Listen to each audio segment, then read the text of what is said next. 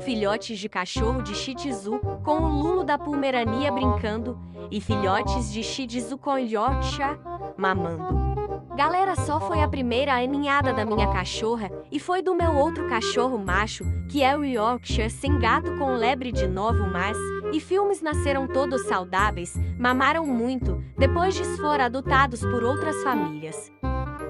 Agora sobre a lutinha da terceira ninhada de cachorros da minha cachorro, meu cachorro até tentou fugir subindo uma tábua, aí eu chutei ela para curtir um pouco, já que eles não estavam com fome, estavam brincando agora, fiquei com a brincadeira deles.